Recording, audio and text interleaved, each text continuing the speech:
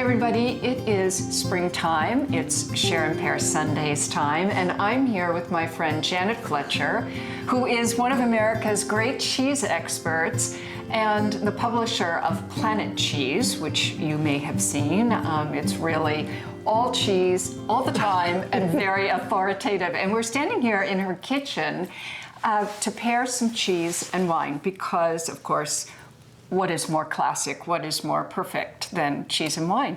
So tell me first, Janet, which cheeses you chose for us to play around with today? Well, we have only 3, but I wanted to present some variety. So we have an international assortment, and we have, I would say, a mild cheese, and then a more robust one, and then a more robust one yet. So we're starting in California with Point Reyes Toma. This is from my neck of the woods in West Marin, award-winning cheese made by, it's a women-owned creamery. And then we moved to Spain for a really special manchego. This is a kind of manchego. Everybody knows manchego. It's Spain's #1 cheese. But there's manchego and then there's manchego. And this is a raw milk farmstead made on the farm from their own sheep, manchego. And you just don't see that every day.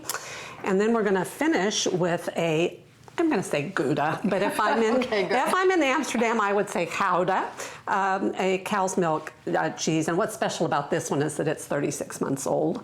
So you're going to see what happens to cheese over time, because we're going to go from 3 months to about 6 months to 3 years. Okay, I am ready. And I'm going to start by pouring you and me. We have some La Crema Chardonnay here, and you know, Chardonnay, I have to say, when I think about cheese, I think about white wine first. But so many people think about red wine first. Where are you on the white wine, red wine divide? Well, it's a big debate, and I really believe in the context, the moment. So at the start of a meal, if I'm serving cheese at the start of the meal, I'm probably going to have sparkling wine or a leaner white. But if I'm having a cheese board at the end of the meal, my palate wants red. We've just had a meal, maybe we've had some roast lamb, and there's still some red wine on the table. I don't want to go back to white wine at that moment. So I either want to go to a sweet wine or to stick with the red. Yeah, okay, that's fair enough. But I think that one of the points is that white wine can be really good with cheese. Absolutely. Right? I mean, there are some cheeses that I would never serve with a red. I really just don't want to. I don't want to overpower the wine with the cheese. I don't want to overpower the cheese with the wine. Right. So let's talk about process. I mean, I just took a sip of this wine, and I guess I'm inclined to take a sip of the wine, a bite of the cheese, a sip of the wine. How do you do it? I go wine, cheese, wine, because I'm really trying to protect the wine. Yeah. I find that the cheese is the more powerful in that duo, and so it's more common, I find, that the cheese harms the wine than the other way around. So I'm trying to protect the wine. So I taste the wine, I taste the cheese, and then I come back to the wine and try to make sure I haven't altered it in any way with my cheese selection, or altered it in a negative way. Right. I like it. Come to think of it, I think I've spent my whole life protecting the wine. But, all right, I'm going to dive right in. This is the Toma, which is Toma, right? And That's right. It's cow. It's cow. It's about a 3-month-old wheel. It is vaguely like a young Gouda. They use a process that's similar to Gouda, but also different. So it's mild, it's buttery. What stands out to me, and especially when you take a piece and you break it like that and smell it, you're going to get the most aroma, kind of like having a fresh pour of wine in your glass. And it's very buttery. Yeah. It reminds me of warm butter melting in a skillet when you're about to make scrambled eggs.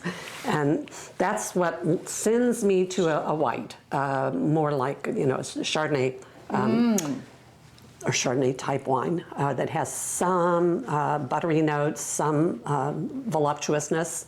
I find this cheese is sweet and also got good salt, and it's also got a kind of a cheesecake character, a sour cream character, that cultured milk taste. Right. I think it really responds to Chardonnay. This is a delicious combination. And it's really the cheese is giving the wine almost kind of an extra flavor dimension. Why is that good? Well, I think one reason wine is so delicious with cheese, why we turn to wine with cheese, is because cheese is fat. It's high in fat. It coats our palate with fat. And then the wine, with its acidity and sometimes its tannin, helps to scrub our palate and get us ready for another bite. I know, it's that wonderful seesaw, right? Yes, although, I mean, it's true that cheese has a lot of fat, but it will not make you fat. Look at these two. I mean, It's the cheese and wine diet. it's the cheese and wine diet, right? All right, so we're going to go to the Manchego because this is one of my favorite cheeses in the entire world. And let's see what we brought here. Godello, which is one of the great white wines of Spain. I'll pour it into this glass. And we also brought a Rioja, so we can do a kind of red wine, white wine kind of Smack down. comparison. Yes, comparison, right. Although maybe they'll both be good, and then what will we do? I don't know. I guess someone doesn't have to win. That's right. They can.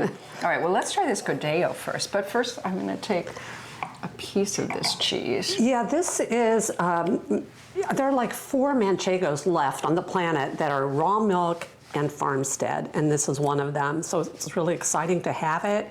It's got a little bit of a, I mean, people think of Manchego as kind of nutty and buttery. This one's, I think, more herbaceous. A little bit wild from that raw milk. It's like that almost an artichoke kind of quality, grassy, more than nutty. And not too piquant, but Manchego often has that spicy note. That's what sends me to a red wine, that kind of pepperiness that Manchego often has. You know, it occurs to me, Janet, just talking with you and listening to you, that you are so good at describing the flavor of cheese. And I think I'm pretty good at describing flavors of wine, but they are both very hard to put into words. I mean, so many people, when they think of cheese, if someone asks them, what kind of cheese do you like? Like, good cheese is the kind I like, right? But you are so very detailed in your flavor descriptions. I love reading Planet Cheese when you send me the emails, me and 10 million other people. But because of those descriptions, how long did that take you? Well, I think, being a journalist helped me because you learn how to describe and how important it is to describe something. Yeah. I once heard somebody say, I think it was in a journalism class I took, that, you can say something's blue, or you can think about all those paint strips at the paint store and say it's periwinkle blue, or it's sort of the, marine blue or whatever. And I think that's what I try to do with cheese, rather than saying it's nutty, to try and get a little more specific about that and say it's like warm almonds or toasted hazelnuts. Try to get a little more specific. But it's so interesting, Karen. Cheese and wine are so similar in so many ways. I mean, they're fermentations, and what I find remarkable about both of them is that the maker starts with so few ingredients and ends up in so many different other places. Cheese starts with milk, but after a very short time, it doesn't taste anything like milk. In the same way that wine doesn't taste like grapes. Exactly. It tastes like peaches or cowboy boots or something, but it doesn't taste like grapes. Yeah. Yeah. So it's all that chemical transformation that happens, during and after the fermentation and the aging, just as with wine. A 6-month-old Manchego is very different from a 3-month-old, and that's the fun part of it. Yeah, I'm not sure. I think this Godello is the best wine with this cheese. I mean, it's not fighting for me, but it's not 1 + 1 = 3. So I think we have to try this Rioja. I agree. All right, so let's give this a try. This is a Rioja, Crianza, which is sort of, it's bad to say the basic Rioja, but it's the basic level of Rioja, the most common one that people buy. Rioja is always such a good deal. This is called Muriel. It's from the Rioja Alavesa. Probably one of the better, I think it is in fact the best, along with Rioja Alta, of all the areas within Rioja. And when I think, Rioja was the first wine I really knew well as a young journalist. It's funny, I mean, I was living in New York then, and I went to Spain all the time. And I just fell in love with Rioja. Could have been the Spanish boyfriend too, but we'll leave that to the side for right now. But I have the feeling that this and the Manchego are going to be great. Yeah, I think we need the tannin that, yeah. I mean, even though this isn't a particularly tannic wine, I think we need that a little bit more structure, a little bit more, tannic backbone for this cheese, because this cheese is, it is intense. It's, it's salty, it's piquant. Yeah, and the tannin, I think, helps tame all of those. And sheep milk, a lot of people don't know this, sheep milk is very high in fat. It's it's about 3 times as high in fat as cow or goat's milk. Yeah, which doesn't mean the cheese is 3 times as high in fat, but they do tend to be fattier seeming, buttery, rich, and you can even see the fat kind of coming out of the cheese. You can feel it on your fingers. You see how it glistens? That's a little bit of fat coming out of this room temperature cheese. So, I feel like these aged sheep cheeses, these are my go-tos when I want to show off a red wine. I'll be interested to try it when we get to Cabernet, because I think that is just a great match. Very herbaceous. Boy, I wouldn't have thought that something with this much fat and salt, but as you point out, I mean, it tastes really beautiful and elegant. I'm surprised to hear that's helpful with tannin, or rather that you need tannin to make that cheese sort of really stand out. But it's absolutely the case. I often think of wine and food matching, especially wine and cheese, as kind of like a tennis game, where it's a lot more fun to watch if the players are of equal skill. If one player is much better than the other, it's no fun to watch. It's no fun to be that player who's not as good as the other one. You get more of a volley going when the 2 players are of equal strength, power. And I think that's what we have going on here, why the Manchego is a better match with the red than it is with the white. This cheese has, I don't know if you're getting this, but in the end you get, it's a flavor that comes from the rennet that they use. They're using animal rennet, which is a very traditional method. These days, a lot of cheeses like the Toma are made with a non-animal rennet because people want a vegetarian cheese, and it's less expensive than animal rennet. This is definitely animal rennet. You can taste it. It's just that kind of sheepy, slightly spicy taste that comes from the rennet. What is rennet? It's an enzyme that is naturally in the stomach or stomach lining of animals that are still eating mother's milk. So like baby goats, baby lambs, while they're still consuming mother's milk, their digestive system produces this enzyme to coagulate the milk. So it doesn't just go straight through them. It pauses long enough that they can get some nutrition. So somebody figured that out a long time ago, and now rennet is something that's manufactured, or in very traditional cheese making, they make it themselves. I love it when wines take on a kind of deep earthiness, when they're almost primordial. And it's like in the spring when you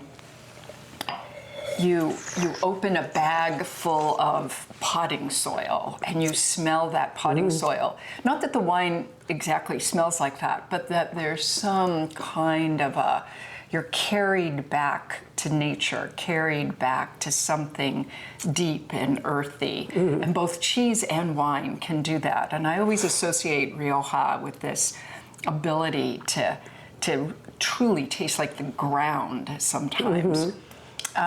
You haven't brought this up. Most people do, the idea of wine of the region with cheese of the region.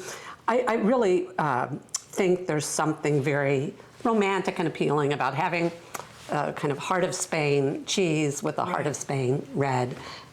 These products kind of came up together, and it just kind of takes you back to Spain. Takes you there. Yeah, it certainly does. Well, travel through food and wine. Absolutely. Why not? Yeah. So I love this match. I love this wine because it's it's balanced to me. It's not, you know, a mouthful of tannin and extract, and you could see drinking a lot of it. Absolutely. Yes, you can. All right, we're going to go to the Gouda, but I'm just looking at the cheese board that you've created here, Janet, and tell me why the Gouda is in chunks like that, as opposed to the Toma and the Manchego, which you slice. Yeah, that's a great question. How do you know when to chunk it up? Well, for one thing, I always want, when I can, to leave the rind on the cheese, because it's part of the package, part of the beauty of the cheese. It's the part that the cheesemaker works hardest on, and so I want my guests to see it, eat it or don't, but I want them to see the beauty, like the beauty of this natural rind. I want people to see that. And in Spain, these Manchego and many of the sheep cheeses are always served in triangles. It's just the way, you know, it's the way you would break down the round, and this is just a very traditional way to serve it. And this Gouda, this Toma, excuse me, is easy to cut that same way because it's a similar shape to a Manchego, although with rounded sides. But this kind of cheese, the Gouda, being so hard, after 3 years of aging, or a Parmigiano Reggiano after a year or two, they get hard and crystalline, and you want, it's much more pleasurable to have a chunk. It's hard to slice, for one thing. It's going to crumble. Yes, but so I use a knife like this. This is what I used for the Gouda. It's if you go into a houseware store and you ask for a Parmigiano Reggiano knife, that's what this is. But it's great with Parm, hard pecorinos, Gouda, cheddar. You get a chunk, and then you really can perceive that kind of crystalline texture of the cheese. So it's for older cheeses. And I guess when I think of cheese that has been, you know, cut in, not sliced, but cut into chunks like this too, I think about the texture. I think about having a chunk of something in your mouth, on your palate, and that a wine that is really mouth-filling, that is almost chewy, might be a good idea. Let's give it a try. Let's try, I want to try two things if we can. Let's try a Cabernet, and then let's try a Madeira. This is Cosart Gordon, one of the great Madeira producers. This is Malmsey. This is going to be sweet. But before we go there, I really want to see what might work with Cabernet. This is Chapelet's mountain cuvée from Napa Valley.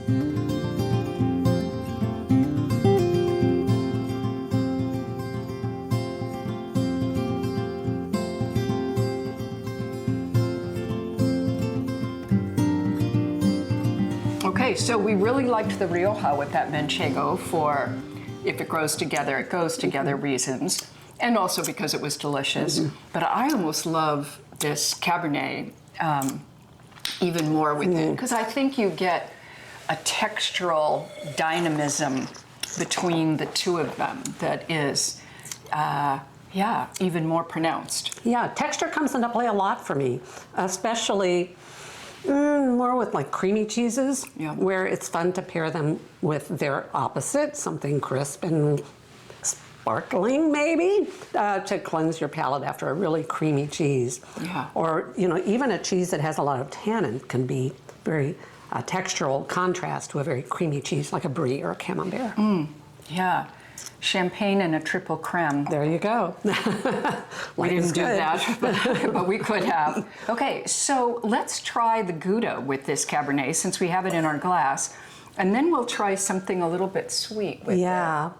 You know, this cheese is like dessert to me. It's like candy. It is very butterscotchy, caramelly, kind of like eating salted caramel. And so it's not the easiest match for dry wine because of all that sweetness. Oh boy, it really is. Yeah, even though no sugar, there's no lactose in it, we perceive it as sweet. And that's a part of what happens during the aging and the breakdown of proteins. You get these sweet flavors that develop. And are you getting a little crunch? Yes, salt crystals. You know, older wines can seem sweet too, interestingly enough. There's no sugar in them either, but something about the aging process is perhaps perceived on our palate as a kind of sweetness, or at least mellowness. All right, so we're tasting this Gouda, and I want us to give Madeira a try. Madeira, you know, before there were cocktail parties in America, there were Madeira parties. During the time of the writing of the Declaration of Independence and the Constitution, our founding fathers were drinking Madeira, and even Francis Scott Key wrote the Star-Spangled Banner drinking Madeira. And you know, we forget about it in a way, but it's one of the most complex, sensual, beautiful wines. It's from the island of Madeira off the coast of North Africa. It belongs to Spain, though. I mean, excuse me, belongs to Portugal.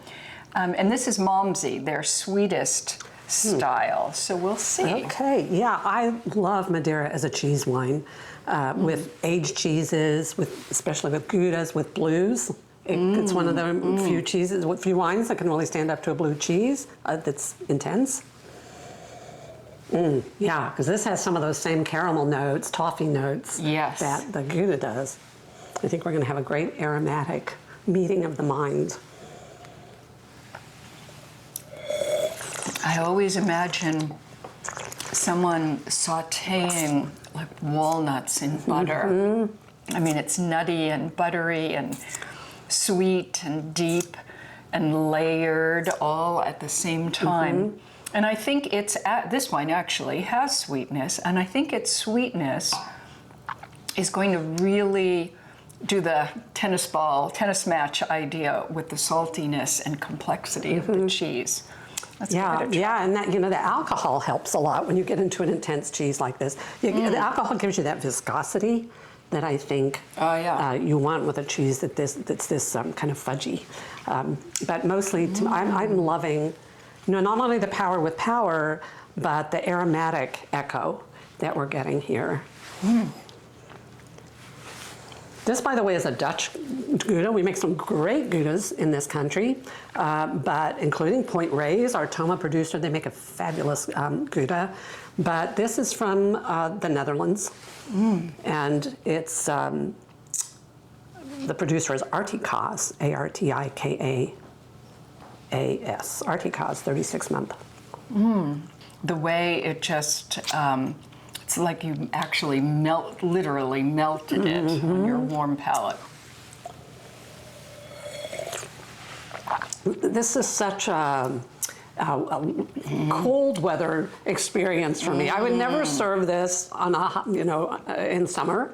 This is something I want to have when it's cold outside. That's the kind of cheese I'm going to put on the cheese tray. And I don't know about you, but I'm sure you think about the moment, the context in terms of the wines that you want to serve. I mean, that's why we drink so much rosé in the summer and port in the winter. But cheese is the same thing. For me, it has seasons, and there are cheeses that I would be much more inclined to serve in summer than I would in winter, and vice versa.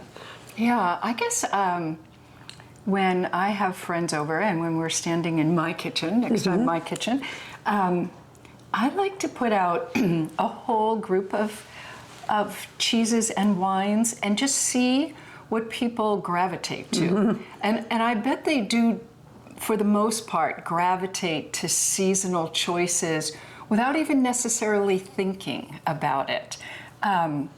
But, you know, I always drink Madeira on July 4th because it is so, it has been the wine, really, the American wine. It was so important during the time of the original 13 colonies that to sort of honor Independence Day, I feel it's obligatory to drink Madeira.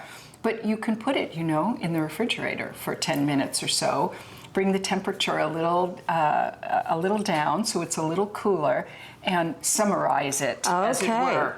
And the other cool thing about Madeira is that it lasts. I mean, you don't have to feel compelled to empty the bottle. It will, close to forever in your cellar or wherever you keep your wines. And so it's nice to just have a little splash at the end of the evening with a little piece of cheese. Yes. Janet, it is so great to be here with you in your kitchen and enjoying wine and cheese, the simplest thing in the world on the one hand, but also they're so passion-inducing, so deeply delicious. Thank you. It's my pleasure, and I just love this concept of share and pair, because that's what, I think that's what attracted both of us to you to wine and me to cheese. To having them alone is not nearly as much fun as sharing them. So thanks for inviting me to join you, Karen. Absolutely. Cheers.